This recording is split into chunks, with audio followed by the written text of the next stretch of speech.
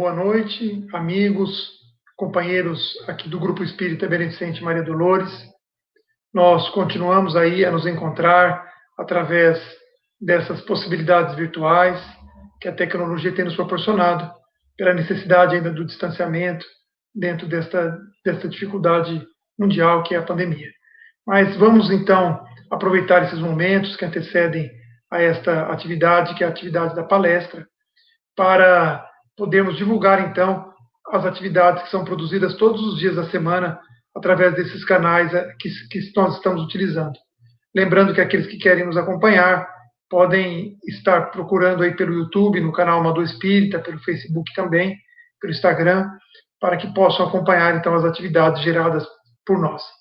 Nós temos então, a partir da segunda-feira, das 7 às 8 da noite, uma atividade de estudo do Evangelho, realizada em conjunto com os intermunicipais de Jales, atividade bastante interessante, porque nesses dias, nosso companheiro que nos auxilia diretamente de Brasília, Geraldo Campetti, o Davi aqui de Jales, e sempre um convidado que está com eles nesta sala virtual, debatem um tema do Evangelho, um capítulo, fazendo aí uma comparação das lições, recheando de histórias, fazendo um bate-papo bastante agradável. Sempre, então, às segundas-feiras, das 7 às 8 da noite. Nas terças-feiras, nós temos um momento do Evangelho, que é das 7h30 às 8 horas da noite. Às quartas-feiras, nós temos uma atividade de assistência espiritual, também conhecida como fluidoterapia, que era realizada presencialmente na casa das 8 às 9 da noite. E é nesse mesmo horário que nós realizamos aqui através das possibilidades virtuais. Lembrando que aqueles que quiserem deixar os seus nomes para serem colocados nessa atividade, podem encaminhá-los através do e-mail da casa que vai aparecer aqui a partir da nossa produção. Então, todas as quartas, das 8 às 9 da noite. Na quinta-feira, nós temos uma atividade de estudo através do uso da Revista Espírita, que foi o verdadeiro laboratório utilizado por Kardec aí para também produzir obras espíritas. Na sexta-feira, uma atividade bastante agradável, que é a atividade de contos espíritas, onde o responsável faz, então, uma viagem aí pelas histórias dos livros, especialmente de Chico Xavier, que contém muitas histórias com fundamento bastante doutrinário. Sempre às sextas, das 7h30 às 8 da noite. No sábado, nós temos a atividade que já era produzida através da transmissão também virtual, ao vivo, que é o Espírito em Foco, um estudo utilizando as obras de Joana de Ângeles, né, com bastante interesse no sentido de autoconhecimento à luz da psicologia profunda, da psicologia espírita. Todos os sábados, então, das 9 às 10 da manhã. No sábado à noite, também no mesmo horário dos outros dias de Evangelho, das 7h30 às 8, nós temos um momento do Evangelho.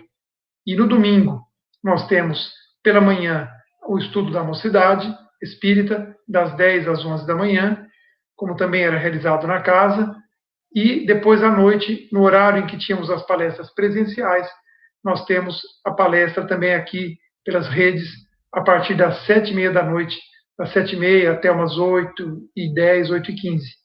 E hoje nós temos o prazer, mais uma vez, de receber ela que nos últimos anos sempre esteve aqui, no início do ano, fazendo uma turnê pela nossa região, e sempre nos brindando com uma palestra também aqui no Maria Dolores. Nós temos a nossa amiga, nossa companheira, Maíse Braga. Maíse Braga é trabalhadora da Comunhão Espírita, é uma moradora de longa data e que tem colaborado muito aí para a divulgação do Espiritismo. Que ela, mais uma vez, se sinta em casa, se sinta envolvida pelas nossas vibrações, pelas vibrações dos benfeitores espirituais, e que nos alcance, como sempre faz, como uma mensagem bastante agradável.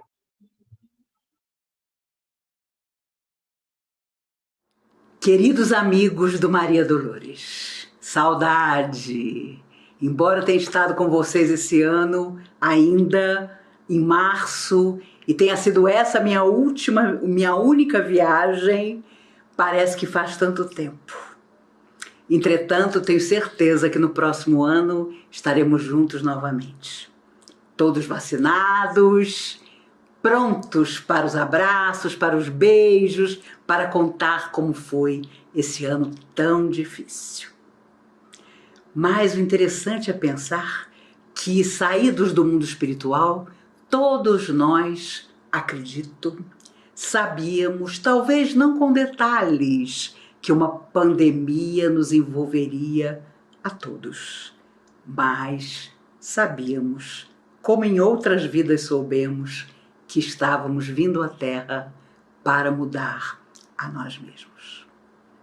E a grande dificuldade para a nossa alma eterna, para o nosso coração nem sempre generoso, muitas vezes complicado, irascível, egoísta ainda, é exatamente, mais do que ter consciência disso, se preparar para isso, ser bom de verdade.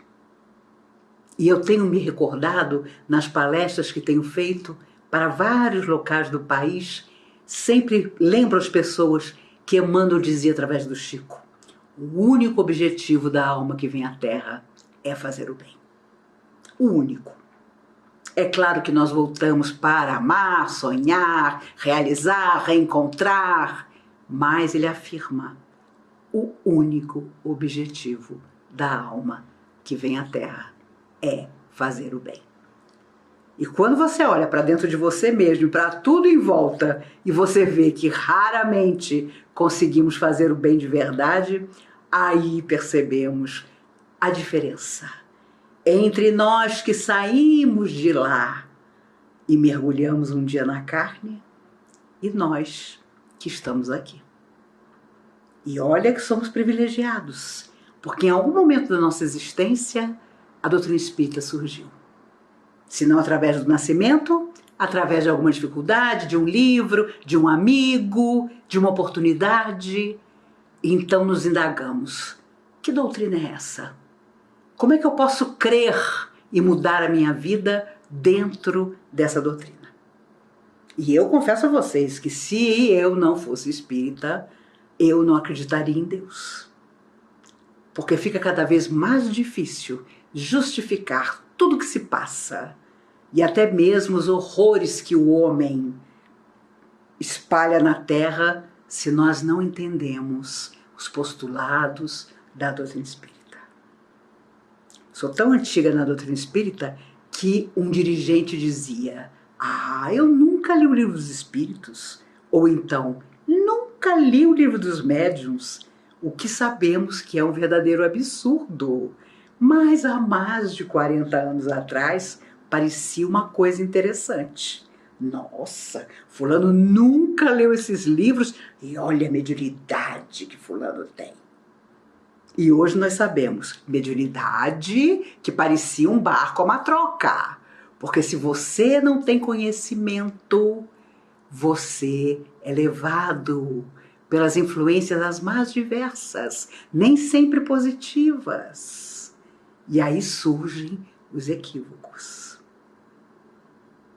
Nesse mês de dezembro, quando nos lembramos de que uma criatura absolutamente impressionante, para dizer o mínimo, como Jesus veio à Terra, numa época absolutamente absurda, em que Roma dominava o mundo e a crueldade, a vingança eram prática diária.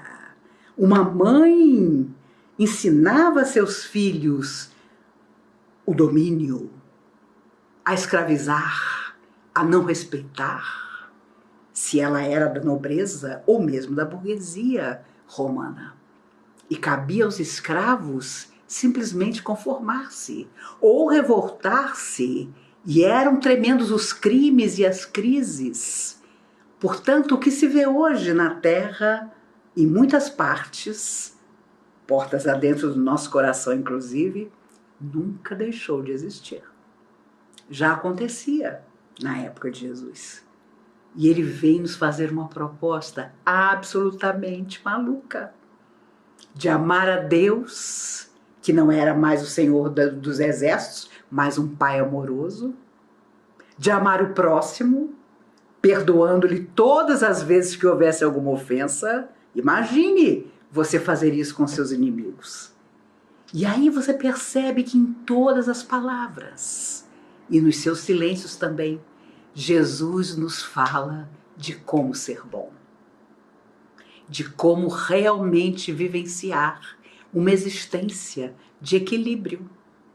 Só que quando nós somos contrariados naquilo que desejamos, o equilíbrio desaparece.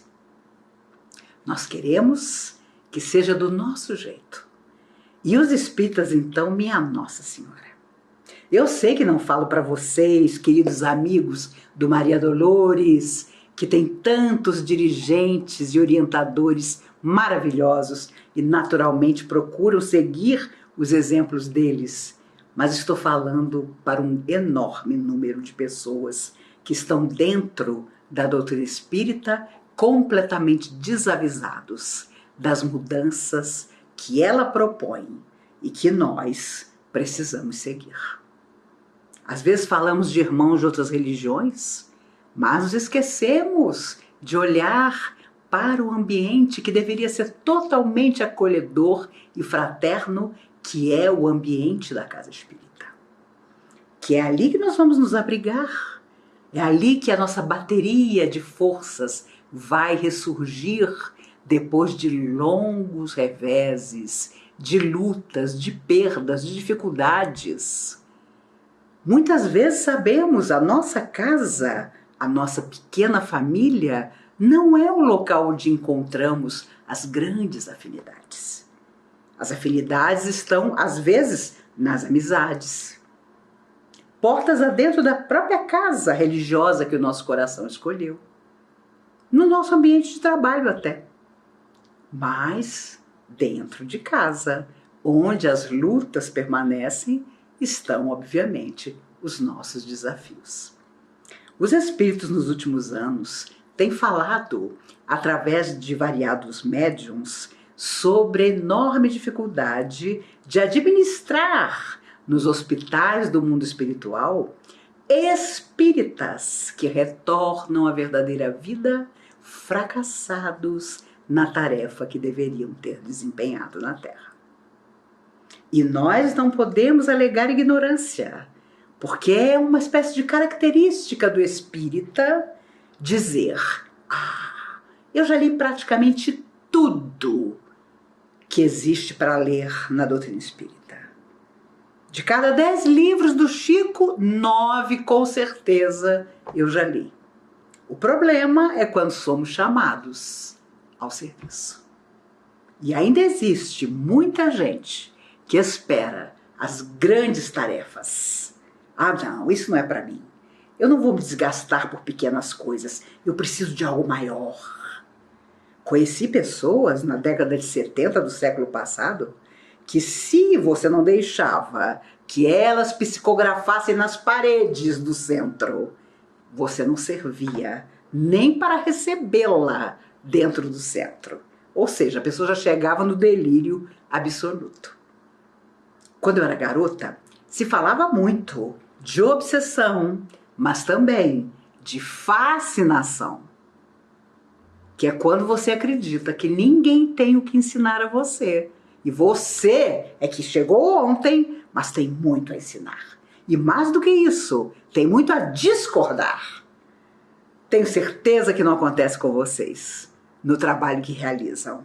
Mas já conheci gente que em pouco tempo de casa espírita tinha solução para tudo. E o pior, às vezes assumia cargos dentro da casa espírita. E o pior, ficava poucos meses executando as mudanças. Depois sumia no mundo a ponto de nunca mais se saber da pessoa. E todo o desmonte que havia sido feito tinha que ser consertado. Porque, meus amigos, também existe uma grande verdade. Na nossa intenção de ser bons, se nós vamos com muita preguiça ao nosso objetivo, surgem circunstâncias difíceis que nos impelem a andar mais rápido.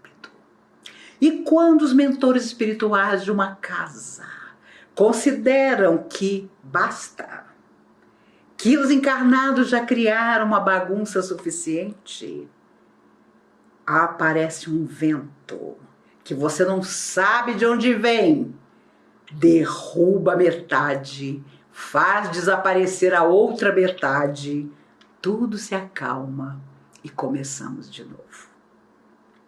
E é óbvio, por isso de vez em quando dá muita confusão, se temos a certeza absoluta de que quem vai à nossa frente na estrada são os seres amigos, espíritos que já foram homens e mulheres na Terra, ficamos tranquilos. Quantas e quantas vezes na Comunhão Espírita de Brasília, onde trabalho há 47 anos, me dava aquela angústia, mas eu pensava, no final, mas o mentor dessa casa quem é mesmo? É Dr. Bezerra de Menezes. E aí pronto. E era interessante, porque bastava eu pensar sobre isso, vinha uma calma, uma tranquilidade, e pouquíssimo tempo depois, as questões que porventura me afligiam ou me faziam ficar meio preocupada, desapareciam. Quando nós sabemos, conscientes, de que ser bom de verdade é seguir Jesus, e se fosse só isso, resumiria tudo. E na verdade é só isso. O problema é a dificuldade. O problema é o dia a dia. É o nosso passado em forma de presente. É a turma do deixa disso, como eu gosto de chamar. Toda vez que você planeja que dessa vez ninguém tira você do caminho do bem, a turma do deixa disso aparece. Invisível aos seus olhos, mas falando à sua consciência. Deixa disso. Nessa vida você já conseguiu. Você já está muito melhor do que quando você começou. Deixa isso para outra encarnação. Felizmente, a minha geração, a geração que está na Terra, não importa a idade que tenha, veio do lado de lá, certa de que nós não temos tempo. O nosso tempo foi esgotado nas loucuras, nas aparentes maravilhas que nós praticamos em múltiplas vidas que já se perderam no tempo. Os amigos espirituais nos lembram que muitos de nós que tiveram a oportunidade de ficar entre a última vida e esta vida por um período maior desencarnados, de propósito procuramos nos cercar dos nossos protetores e pedir a ajuda deles para nos fazer verdadeiras listas de como poderíamos, dessa vez, enfim, nos modificar. E fomos rigorosos conosco, tão rigorosos que conseguimos, para muitos, observar nossas vidas anteriores de 800 mil anos até esta, sem ilusões, porque sabíamos que não nos cabia mais ficar olhando para o nada. Nós precisávamos de urgência. Por isso, às vezes, deve dar em você, como dá em mim, aquela sensação de que você precisa fazer muito e rápido. E acredito que nossos filhos e netos têm isso com muito mais profundidade. Porque eu conheço pessoas que duvidam até da existência de Deus, mas que estão angustiados. E aqueles que não, superando a angústia, se tornam depressivos. Porque a alma imortal está ali, dizendo a nível de inconsciente, a nível de consciente, eu preciso ser bom, desta vez, verdadeiramente. E é claro que tudo é construção, a bondade também é. Jesus sabia tanto disso que afirmava, vai, não peques mais, para que não te aconteça coisa pior. E será que ele precisava detalhar o que era coisa pior? E muita gente curada por ele voltou a enfermar e morreu rapidamente, porque não soube de forma nenhuma canalizar aquela bênção extraordinária de, por um instante, ter escutado Jesus dizer, eu quero que você fique curado. Já imaginaram o que era isso? Jesus querer que você ficasse curado e você ficar, e depois sair para as loucuras que o haviam tornado doente? Mas não precisamos ir longe. Quantas vezes ouvi dos espíritos com tristeza a constatação de que a pessoa fazia um tratamento de passes, toda imbuída da mudança necessária, atravessava o salão do centro e na porta de saída estavam as almas sofredoras que a acompanhavam há longo tempo, certas de que a pessoa recebia o passe, mas ao atravessar o salão, ela já imaginava o que agora, um pouco mais fortalecida, sem aquela sensação perturbadora, ela poderia fazer. Inacreditável, mas muito comum. Acontece até hoje. E aí, toda aquela benesse, toda aquela energia dos médiuns passistas, dos mentores espirituais, perdida num simples caminhar de uma cabine de passe até a porta de saída. Nos trabalhos de tratamento físico e espiritual, a mesma coisa. Muitas vezes ouvi Dr. Bezerra de Menezes dizer, e Dr. Dias da Cruz também, que para curar uma pessoa vinha das altas esferas do infinito a energia mais pura. Com isso, os espíritos misturavam essa energia trazida dos laboratórios de lá, a energia da natureza, natureza que nós estamos destruindo em toda parte. E por último, o terceiro elemento para que tudo se resolvesse era a própria pessoa que estava querendo ser beneficiada. Aí é que a coisa pegava. Porque vinham as energias do laboratório do infinito, vinha a energia da natureza misturada. Quando chegava no doente, embora ele ali estivesse, de olhinhos fechados, orando, pedindo, algo dentro dele, muitas vezes, planejava a cura do corpo para viver de novo as sandices dos vícios, dos desequilíbrios.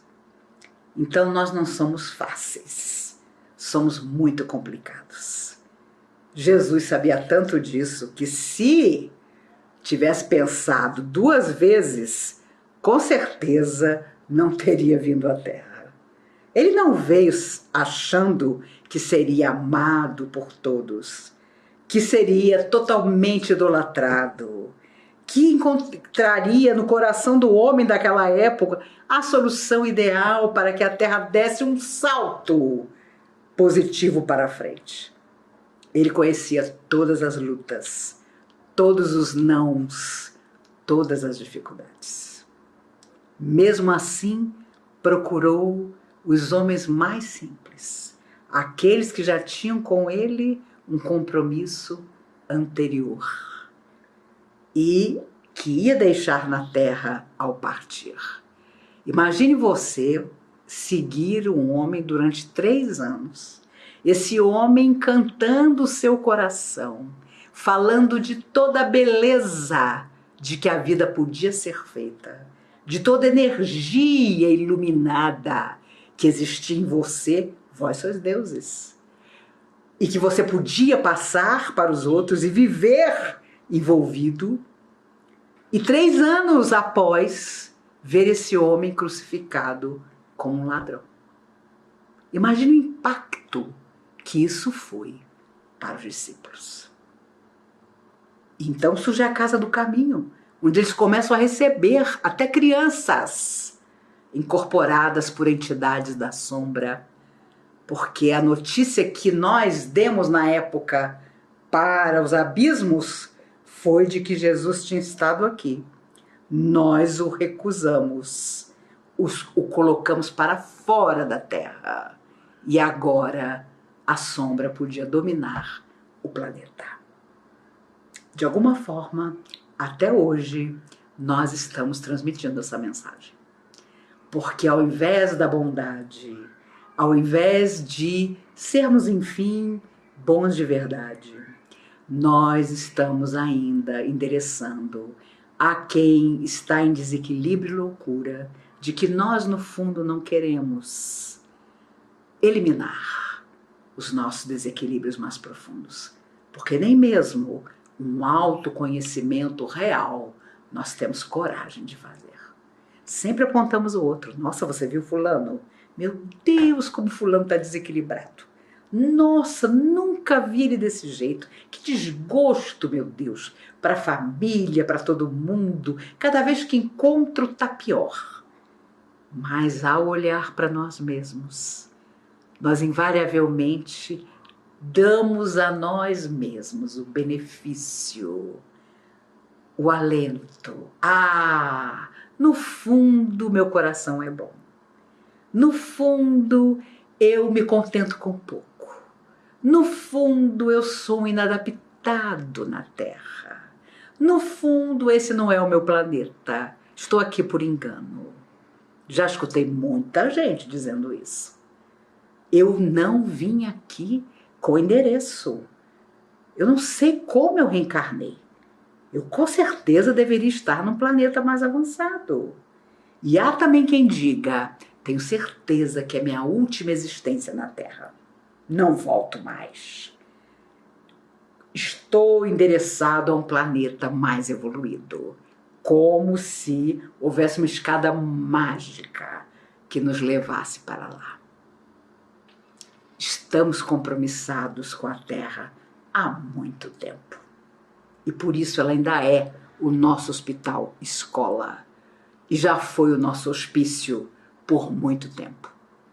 Hoje, quando revemos o processo reencarnatório e vemos jovens buscando suicídio em tenra idade, com 9, 12 anos, você percebe que essas almas saíram do espaço sem se prepararem para uma vida de lutas.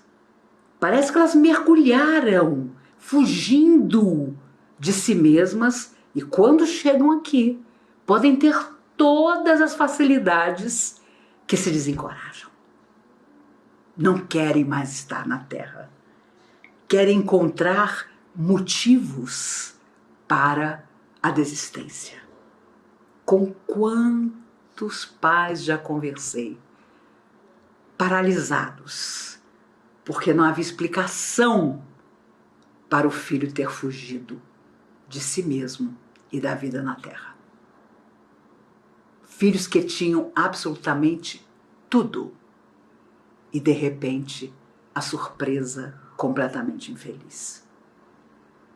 Natural que, ao longo do tempo, percebamos que a psicologia, a psiquiatria estão aí para auxiliar, porque só a religião não vai conseguir.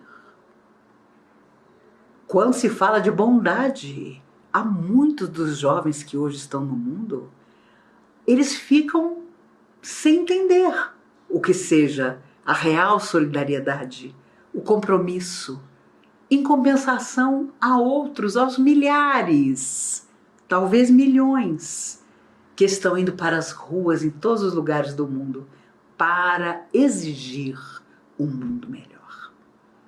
Meninos de 11, 12, 13 anos falando do mal que as gerações antes da deles fizeram à natureza e que é preciso parar, pensar, refazer, antes que eles não possam ter uma vida mais equilibrada e criar os seus filhos da maneira mais positiva possível.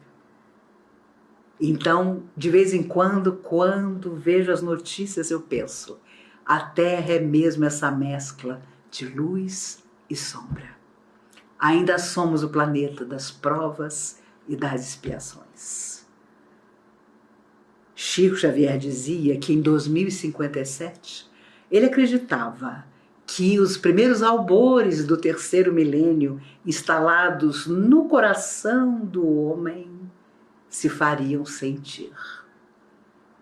Eu teria exatamente 100 anos, não estarei aqui. Mas vocês todos são mais jovens do que eu e com certeza vão poder depois me contar a maravilha que foi viver numa terra assim. onde as pessoas não negam esperança, onde a esperança é o usual, é o comum, onde a gentileza, principalmente com quem você nunca viu, com quem você não conhece, é o dia a dia, é como beber água para sobreviver emocionalmente. Meu Deus, que coisa extraordinária é dizer, por favor, obrigado. Hoje, quando você usa determinadas palavras que antigamente eram simplesmente o tônus que você tinha por ser uma pessoa educada, as pessoas quase que param para observar você. Porque a própria linguagem se tornou tão complicada que quando você fala e se faz entender de verdade, as pessoas ficam assustadas. Eu nunca tive celular, mas me dizem que nas redes sociais as pessoas manifestam o que há de pior, não só o que há de melhor nas suas almas. Então é assim, toda vez que surge um instrumento que deveria ser nobre e digno, o homem consegue esmiuçar de forma negativa? Não pode ser assim. Porque então não estamos procurando ser bons de verdade.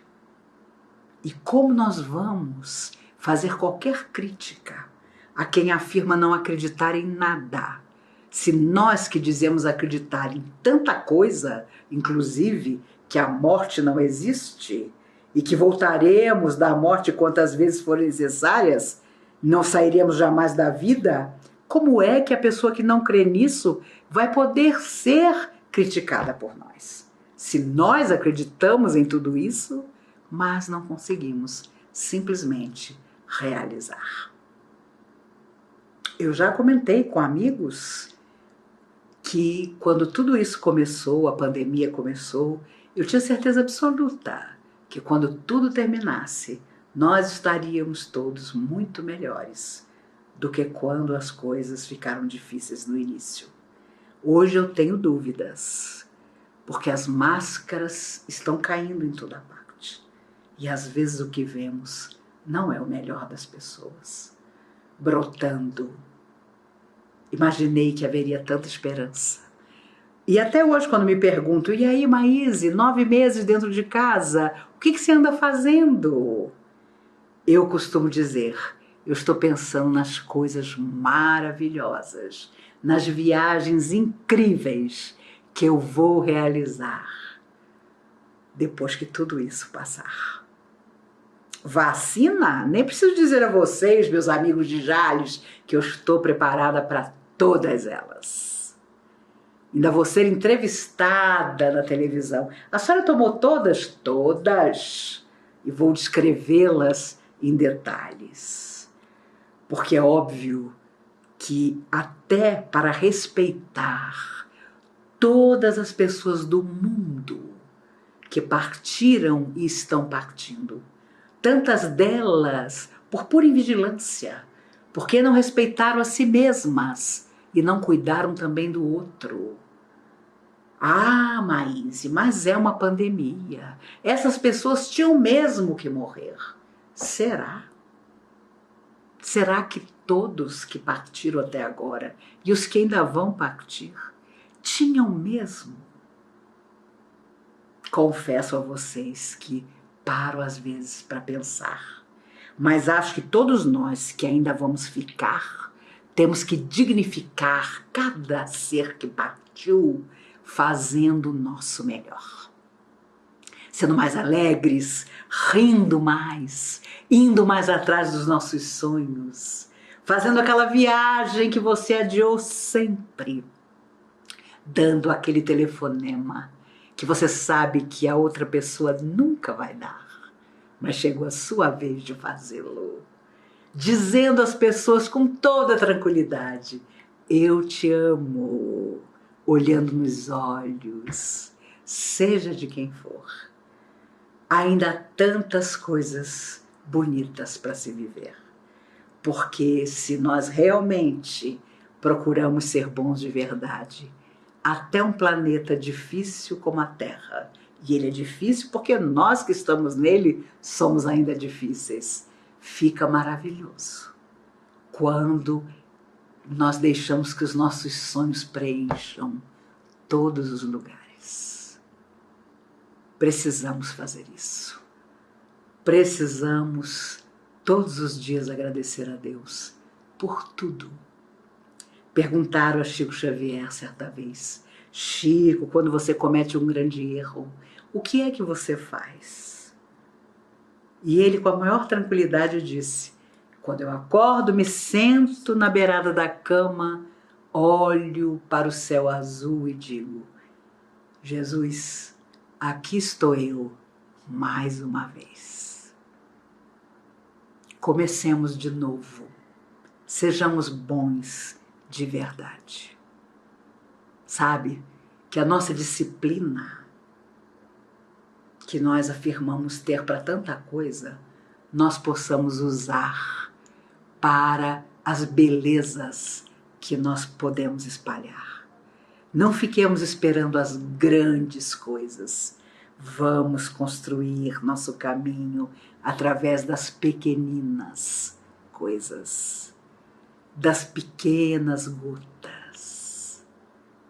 Lembram-se daquele campo de girassóis? Todo dia o Chico passava de ônibus por ali e fazia uma prece, pedindo a Deus que protegesse aqueles girassóis tão lindos. Um dia, o ônibus que o levava ao trabalho furou o pneu exatamente ali. O motorista pediu que todos descessem para que ele pudesse trocar o pneu. Desceram todos. O Chico, assim meio sozinho num canto, esperando o concerto, quando do meio dos girassóis surgem dois rapazes, obviamente desencarnados.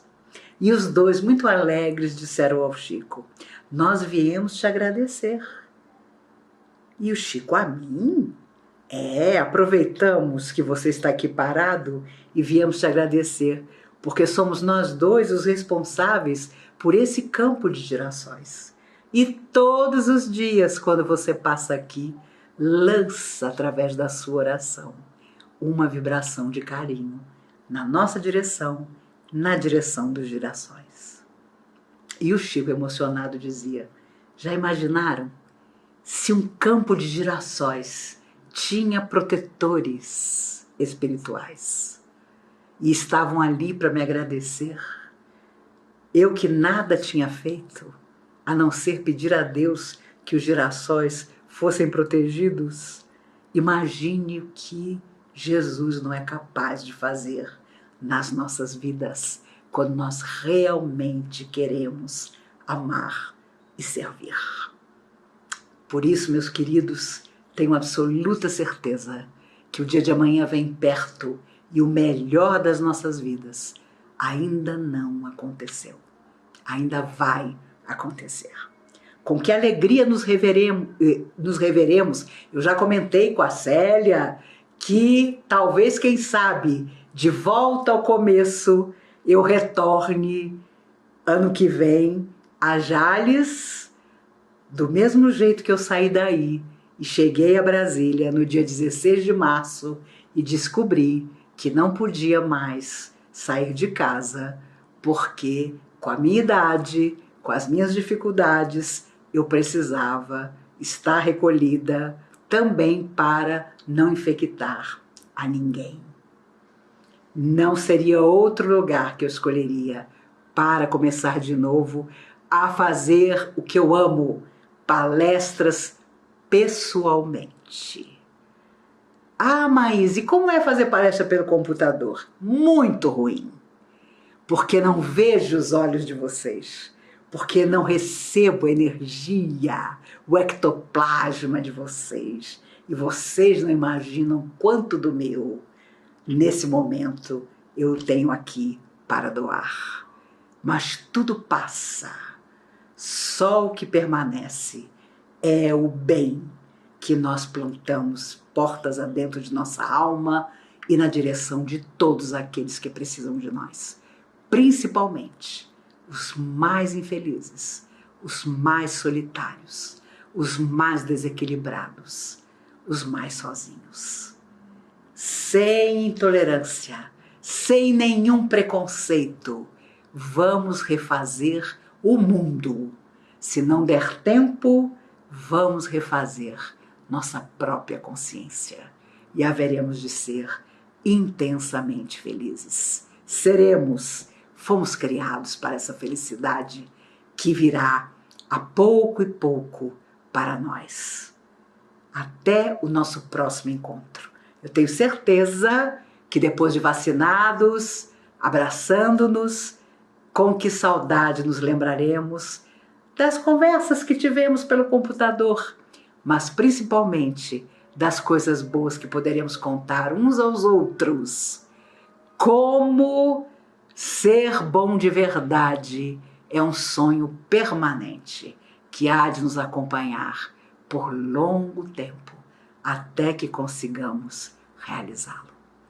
Que Jesus nos abençoe, que Maria Dolores, essa alma meiga e nobre, nos ampare a todos e principalmente possibilite a vocês, ao querido Davi, ao Ivan, a tantos amigos que eu nem poderia nominar, novos dias de responsabilidade, de luzes e de bênçãos.